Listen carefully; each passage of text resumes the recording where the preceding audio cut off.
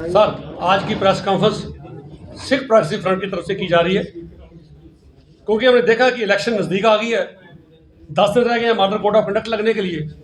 हम पिछले 3 साल 5 महीने से जब से एलजी साहब 7 अगस्त 2020 को यहाँ बरसर इक़्तिदार में आए या जहाँ इस पोजीशन पे बैठे, तब से सिखों के कम से कम 20-25 डेलीगेशन अपने अपने मेमोरेंडम सबमिट कर चुके हैं। और हमने भी 14 मार्च 2022 को एलजी साहब से मुलाकात की थी। बड़े पेशेंसली उन्होंने हमारी बात को सुना और हमें आश्वासन दिया कि आपकी जो डिमांडें हैं, जो मेरे डोमेन में है, डेफिनेटली मैं करूंगा। उन्होंने कहा जी पंजाबी को JKUT ऑफिशियल लैंग्वेज बिल से बाहर निकाला गया है, वो मेरे डोमेन में नहीं पड़ता, वो केंद्रीय सरकार देखेगी। लेकिन मैं आपको आश्वासन देता हूं कि पंजाबी की प्रमोशन के लिए हर मुमकिन कोशिश करूंगा। लेकिन आज तक कोई एलजी साहब की कोशिश हमारे सामने नहीं आई। ये एलजी सरकार से डिमांड की गई थी कि पंजाबी के लिए टीचर्स प्रोवाइड किए जाएं। ये हमारी पंजाबी लेखक सभा ने लालपुरा साहब को भी सबमिट किया था। हमने भी कई बार मुद्दे ये रखे उनके आगे। हमारे पास पंजाबी के इंचार्ज बैठे हैं, ये हमारे DGPC के मेंबर। कई बार हमने भी ये मुद्दे सरकार के आगे रखे कि पंजाबी लैंग्वेज को कंपलसरी किया जाए स्कूल लेवल पे। अब पंजाबी, उर्दू, हिंदी बच्चा कोई भी ले सकता है। सरकार ने बातें तो सुनी लेकिन इम्प्लीमेंट नहीं की। तो एलजी साहब के आश्वासन के बावजूद उन्होंने हमें कहा था कि हम SRO 425 के तहत कश्मीर के नॉन माइग्रेंट सिख बच्चों को भी इनके लिए बहुत जल्दी मैं वैकेंसीज निकालूंगा, लेकिन आज तक नहीं निकाली। उसके बाद पॉलिटिकल रिजर्वेशन की बात चली। डिलिमिटेशन जब शुरू हुई, सिखों के डेपुटेशन भी मिले डिलिमिटेशन से, अपनी अपनी बात रखी। तो हमारी बात सुननी क्या थी, उल्टी जहां पर सिखों की जहां डोमिनेंस थी, जो हमारी कंटोनमेंट की सीट थी गांधीनगर की, इसको इस तरीके से बाइफरकेट कर दिया गया कि कभी जिंदगी में कोई सिख अपना नुमाइंदा चुन के ही ना भेज सके। और उसके अलावा आपने पॉलिटिकल रिजर्वेशन हर कम्युनिटी को आपने पॉलिटिकल रिजर्वेशन दी। आपने SC ST को 7 सीटें, आपने गुज्जर बकरवाल को 9 सीटें दी, मुबारक है। आपने नॉन माइग्रेंट कोटे में से कश्मीरी पंडितों को 2 सीटें दी। वुमेन के लिए आपने सीट बुक की, POJK में से दी, लेकिन सिखों का आपने कहीं कोई जिक्र नहीं किया। सो लगता है कि सरकार हमारे साथ हमेशा पहली सरकार भी करती आई। आज जब इनका आए थे बरसर इक़्तिदार में, ये नारा दिया था सबका साथ सबका विश्वास और सबको साथ लेके चलेंगे। लेकिन 2014 से लेकर आज तक हमें कोई बात ऐसी लगी नहीं जिससे लगे कि ये सरकार हमारी है, माइनॉरिटीज की है, हमारी भी बात सुनती है। उसके बाद हमारी एक पॉलिटिकल रिजर्वेशन नहीं दी गई। उसके बाद एक बात क्लियर कर दूं कि ये कहा जाता है कि रिलीजियस बेस पे पॉलिटिकल रिजर्वेशन नहीं दी जाती है। मैं भी एडमिट करता हूं, लेकिन जब सरकार देना चाहे वो नॉन माइग्रेंट कोटे में से रिजर्वेशन दे सकती है, वो माइग्रेंट कोटे में से सिखों को रिजर्वेशन दे सकती है, वो POJK के कोटे में मेंशन कर सकती थी भाई POJK कोटे में से 1 सीट सिख को दी जाएगी, लेकिन ऐसा नहीं किया गया। बहुत बार हमारे पॉलिटिशियन बोलते हैं कि उस कम्युनिटी का शख्स रह गया, उसको नुमाइंदगी नहीं मिली, तो उस कौम की डेवलपमेंट कैसे होगी।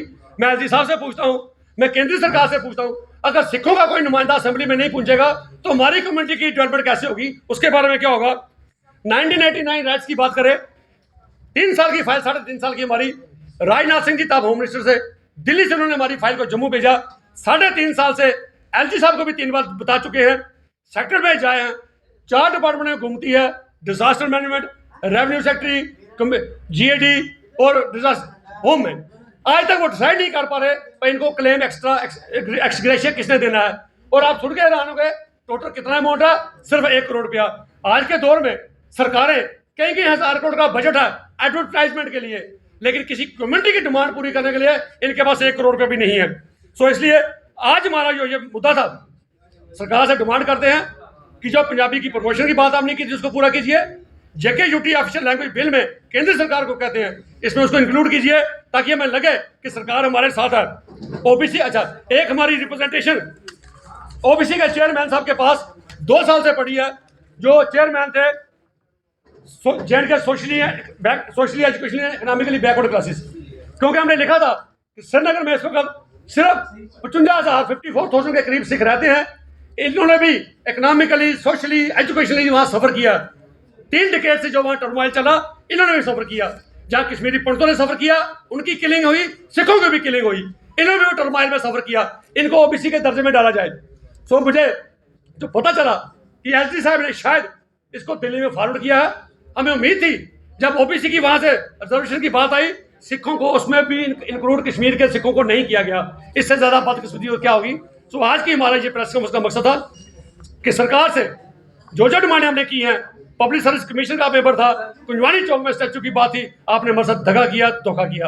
आज हम आपसे कहते हैं, प्रेस कॉन्फ्रेंस करके अपनी कौम के कम्युनिटी के लोगों को कहना चाहते हैं, बताना चाहते हैं कि अब जब 10 दिन के बाद कोड लग जाएगा, मॉडल कोड, इलेक्शन आ रही है, जब कोई वोट खास करके बीजेपी पार्टी वाला है वोट मांगने के लिए, ये लिस्ट हमसे ले लीजिए, उनसे पूछिए 3 साल 5 महीने में एलजी साहब ने इन पर क्या किया, हमारी डिमांड के ऊपर सरकार ने क्या किया।